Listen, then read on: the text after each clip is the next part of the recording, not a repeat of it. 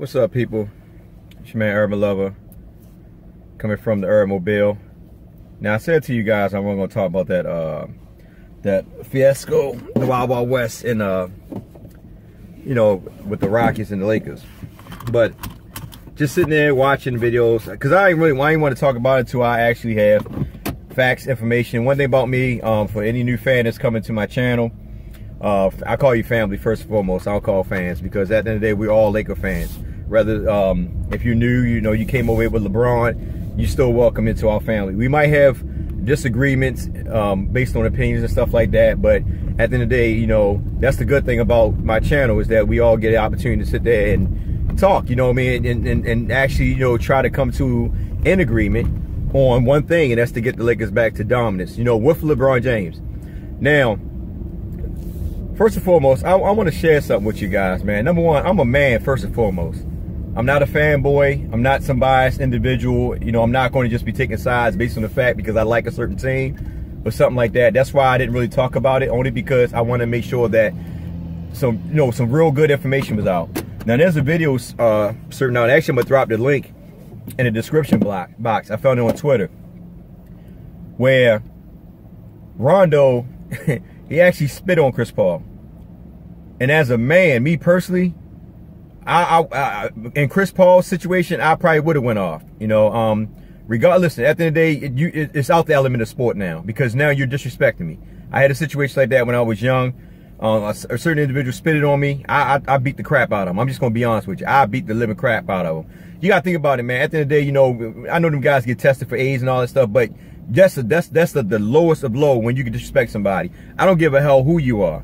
And like I said, a lot of fans might disagree. They might say it was Carmelo. At first, I thought it was Carmelo. That's why I didn't sit down and said, let me look and make sure that there's some good video footage out there before I even speak on it. Because I was going to say, well, you know, maybe it was Melo, because the way that when he was talking, he went that way. But the thing is, if you look at the video, you actually showed in slow motion where he spit between his mouthpiece. It came out like a fume, and it spit in his face, like he really spit on him. And you know, like, for instance, like if you're talking and somebody spit on you because they talking, most players can understand that, because, you know, you're talking and spitting on it, and they're like, hey, he spit on me. But this dude actually spit on him. Now, like I said, with Chris Paul going off like that, I would have went off too. And the thing is, people fail to realize, we quick to say, well, why LeBron James didn't help his teammates.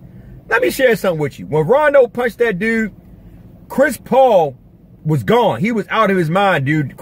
You never seen, listen, I am a big Chris Paul fan. I love Chris Paul. I want him to come here when Kobe was here. I love his game. I love his I just love his fierce competitiveness. I always love Chris Paul. I know he does a lot of flopping, you know, but he started doing all that flopping a lot when he got with James Harden, but he wasn't flopping like that back in his early part of his career. But the thing is, LeBron James did the right thing, and I'm going to tell you the reason why I said this. LeBron James, seeing how Chris Paul looked, Chris Paul freaking gave this guy a two-piece. Chris Paul was going off. Rondo went down. When he hit him, Rondo went down.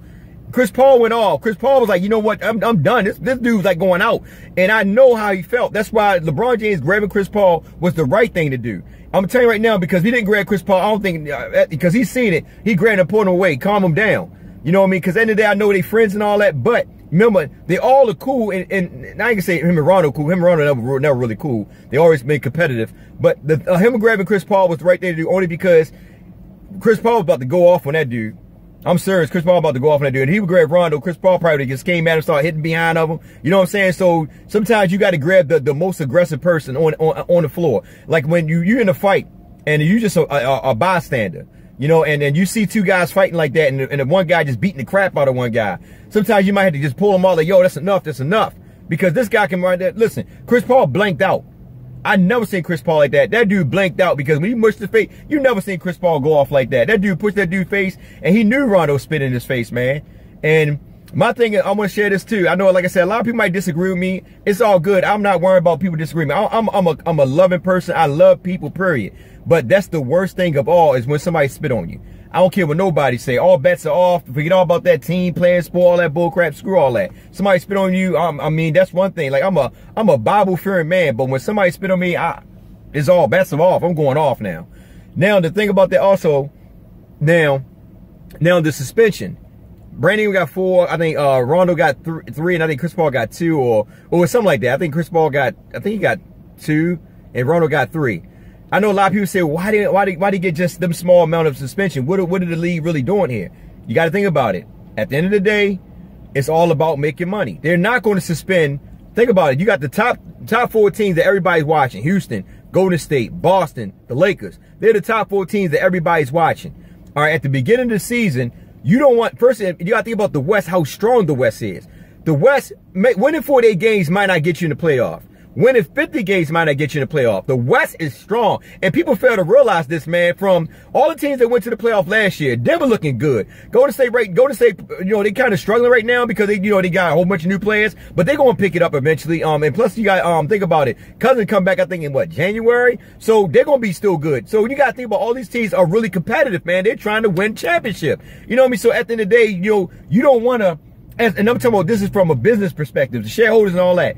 They don't want somebody like Rondo. Think about it, Rondo and Brandon Ingram, and it's like, it's probably, you know, they have a big impact in that starting 5 with LeBron James and JaVale McGee and KCP. They have a big impact. So if you take 2 of the top 2 crucial players out of a team for a long period of time, it might hurt the Lakers' chance of getting to the playoffs. That's the reason why the league only gave them a couple game losses. Now, if that was somebody like New York, or somebody that didn't have like a LeBron James or Steph Curry or James Harden, trust and believe, them players would have been out 10, 15 games suspension. But over here, no, because you got LeBron James on your team, you got James Harden. This is the competitive West. They want to make sure that themselves keep going, even though they're gonna still make money. But them losing them guys at the beginning of the season, it can affect them towards the end of the season when it comes time to make that playoff. Because them guys missing 10 or 15 games or whatever, some of them teams might not make the playoffs. Especially like the Lakers, they might not make the playoff because Rondo and Brandon Ingram are very crucial to the Lakers moving forward. So the league, you know, is not going to suspend them like everybody thought they was. Because like I said, you got LeBron on that, you got James Harden. So they're going to make sure that they don't do something that's going to be crucial to them making revenue. You know what I'm saying? That's the whole thing in a nutshell. That's why I know they gave him like a couple game suspension. They're not the New York Knicks or anybody that don't have a star on their team, or somebody they think they ain't going to be, somebody, basically a team that's just not going to be a popular team like that. So that's why they only gave him a couple suspension. Now, another beautiful thing out of that, like, I'm not condoning fighting. I don't condone fighting. I love physical. Listen, I'm an 80s, 90s basketball fan. I always was. Like I said before, this league is too soft. Everybody's buddy. And then I said, when you're on that floor, all that bats is off, man. Ain't no more buddy when you're on the floor. When you're on the floor, it's competitive sport. You got to go at your boy. You know, look at Kobe. One thing I say about Kobe is, I always talk bad about Kobe, but one thing about Kobe is, Kobe ain't give a hell. If you ain't on that team, Kobe's coming at you. Kobe is competitive. You know what I mean? He's going to give it to you. You won't get mad, you're just going to get mad. Y'all can talk on the offseason, but when Kobe playing you, Kobe's going to come at you. Now, another thing I want to share real quick is that based on the fact that Rondo and Brandon Ingram are not in there, we're definitely going to see more playing time by Lonzo and Kuzma. Here's the thing. People need to understand and realize. Everybody, you know, they beating up on Lonzo. Why he's starting this and that. Listen, y'all got to remember, Lonzo just came back from an injury. He's nursing an injury. You know what I mean? He's still healing. That's why he's limited to his minutes on the court. I mean, like, y'all, you're not going to see him. That's why when he get like 17 minutes, 20 minutes, this and that. Because they try to make sure that they work him in slowly so he don't mess around and, re-injure that injury. And then he's out indefinitely or whatever it may be, because Lonzo Ball play a big role to that team. But right now, that's why they got Rondo starting, because it takes a lot of load off Lonzo. Now that Rondo's out for 4 games, I think we had 3 games. So Lonzo get hopefully a chance to start. So you're going to get the opportunity to see Lonzo, at that backcourt with KCP. Really, I wish it was Josh Hart, but it is what it is. I'm not knocking KCP. KCP just in the slump. I'm hoping that there's only 2 games, so eventually we'll probably see something, KCP, come to life. I'm giving it the benefit of the doubt. But Kuzma, I would love to see Kuzma at that 3, man. Like, not come off the bench, but actually get the start and LeBron play the power forward spot. It makes sense. I'm not saying Lance Stevenson should be at the small forward spot. I'm hoping that they don't do that. They really need to start Kuzma and Lonzo Ball with JaVale McGee, LeBron James, and KCP. They really need to go with that 5 right there. While Rondo and Brandon are out, you got to bring your next best 2 players. And that's Lonzo Ball and Kuzma. And just work a little bit of your rotation in there. You don't need everybody coming in. You don't need a hockey rotation coming in where you just take the whole 5 out and bring a whole new 5 in. No, you rotate them out slowly. You only got to bring in no more than 3 or 4 people off that bench and rotate them in slowly. But make sure people like LeBron James, Kuzma, I'm gonna say Lonzo Ball, he's still nursing the injury. Probably Josh Hart. Make sure them guys get a lot of minutes, straight up, and that's what you got to do. So at the end of the day, that's what the Lakers can do. You know, hopefully we get to see more Lonzo Ball. I don't know what Luke Walton's rotation is so far. It's still confused to me. He's still doing the same thing he did for the last 3 years, and I'm not giving him no more. I'm not giving him no more benefit of doubt, man. It's 3 years. I know LeBron James there, and you try to, you know, make LeBron James happy, but at the end of the day, you and LeBron James need to sit down and start making some changes when it comes to that rotation. Because KCB should be coming off the bench. He's making $12 million. Josh Hart only making way less than that. And Josh Hart should be starting. I know a lot of people say Josh Hart defense been suspect and this and that. That's because of lack of communication, because all them guys are new. Like, you gotta think about it. The Lakers just picked up, what, 5 or 6 new guys? So 5 or 6 new guys do not understand Luke Walton philosophy when it comes to that defense and quick switching. I'm not a big advocate of the quick switch. I freaking hate it, because I think that you got good defensive players who can play one-on-one, man-to-man, and also can play pretty good in zone. But when that quick switching, what it does, it basically try to mask your suspect defense. You know, when you got guys that suffering on defense, that can't really play defense, it masks them, because why you wind up switching off and you put your best defender on somebody, or that other guy rotates back and plays somebody that, you know, they don't really get the ball and all that. It's just, to me, it's just bad defense. And a lot of teams are seeing it. They're exposing it. That's why they're going inside, because they know when JaVale McGee go out, they can take full advantage of it. I've been saying that over and over again. Luke Walton really need to work on his rotation, and he need to change up his defense philosophy. It's just not working. But like I said, you know, that Chris Paul Rondo situation, man, you know, I thought they were gonna get like some serious games, but I thought about, so you know what, they ain't gonna give them a lot of games, because right now, you know, the NBA is about money. That every corporation about money, and if you take out certain elements from 2 top teams, and it's going to hurt them going towards, you know, towards the future, nah, they're going to make some changes. They're not going to sit them out a long period of time. They're not going to do that, for the simple fact of, like I said, they're looking at the point of revenue, how much money they're going to make. Think about it. This fight right here, this fight gave this network so many ratings. Everybody's talking about it. You see people like YouTubers who are making videos about this fight. Usually they only get like 1,000, 2,000 views, probably me as well. Then all of a sudden you see them about the video about the fight, over their opinion or their discussion about the fight. Everybody's chiming in, because that's what they want to hear. Remember, negative energy sell, period. I don't care what it is. People love negative energy. They don't even went off that you know, that quiet. They want that negative energy. They want something they're going to drill. You can go on Facebook and see it. People, they gravitate to something that's negative. They never gravitate to something that's positive. You know, you can see some people like, yeah, they were getting off. They're doing memes of Rondo and Chris Paul. They love it. You know, ESPN eating it up. All the social media is eating up. Everybody, you know, I'm eating it up too. Why not? But I just want to give my opinion on it, because I didn't want to just start speaking on it based on emotions, because I try to, like, make sure that when I do my videos, I don't be emotional. Only time I'm emotional is when we constantly losing and when we winning. That's the only time I get emotional. You know, you'll see it. Like, if I be winning, I'll be doing some real hype, crazy stuff, because I'm happy we winning. But when we losing, I'm just going to critique it. That's what I do. You know what I mean? Because first and foremost, I critique basketball. I'm a big fan of basketball. And for those that keep saying that I be hating all that, that's not hating. What you need to understand, there's a difference between hating and critiquing.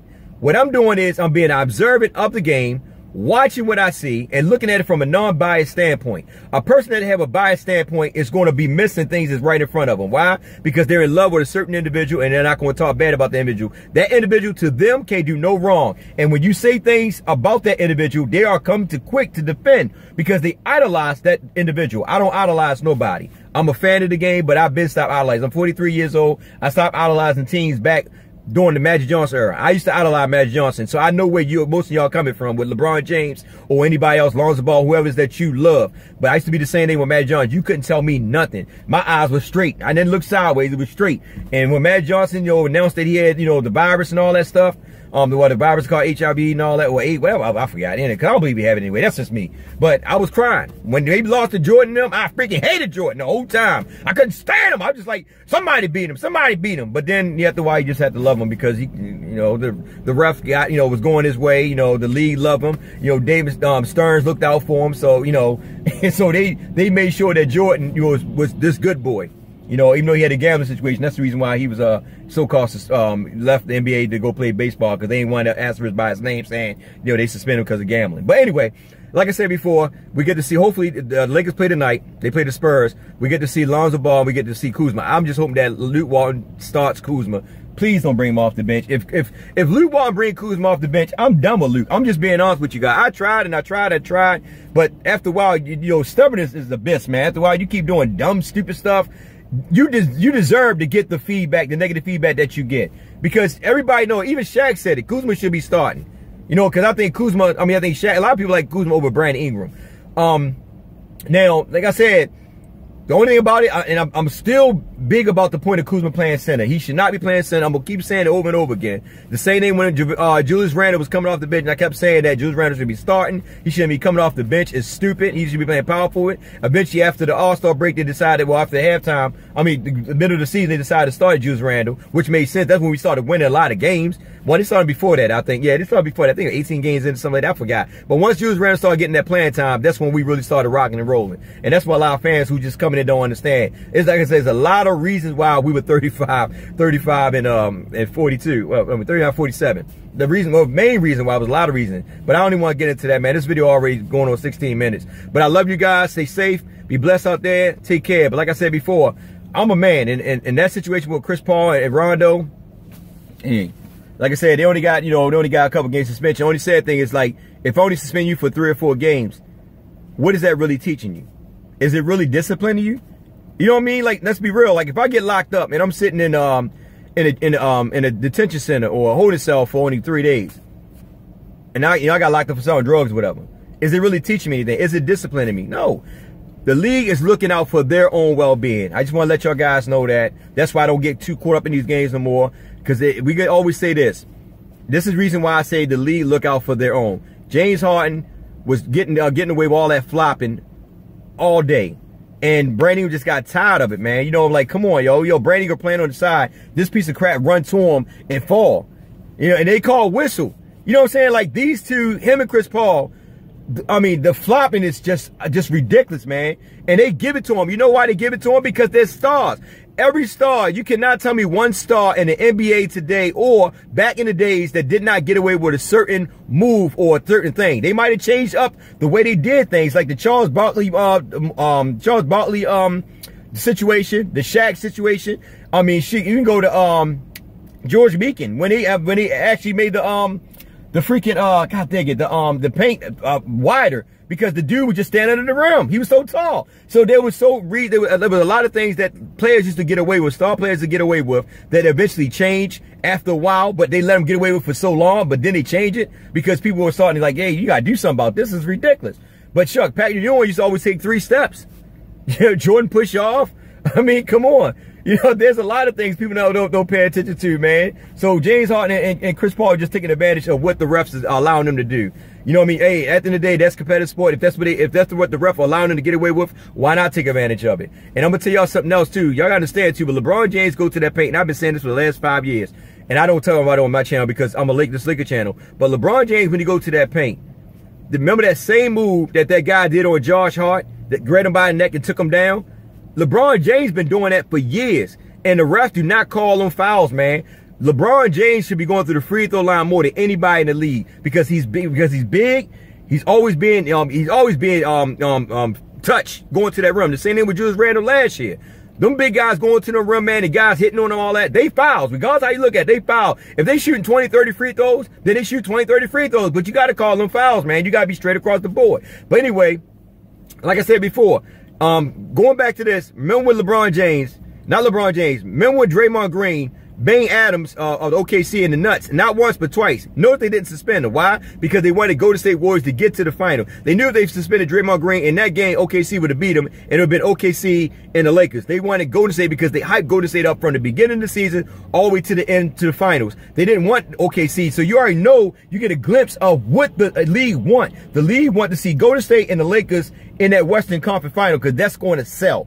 It's just like having the finals, because they know that when Golden State play Boston or whoever may play Boston or Toronto, they know that it's not going to make as much revenue as it is with the Golden State Lakers game. I'm just letting y'all guys know that. So if you look at that game when Draymond Green banged Adams in the nuts, they didn't suspend him. But yet, when he played Cleveland and LeBron James stepped over him, He shoved his dick out his way. I'm sorry, excuse my language, YouTube. Don't which calm this. He shoved his penis out the way, right? Well, he saw his unicorn, whatever. He shoved the opponent, the unicorn out the way.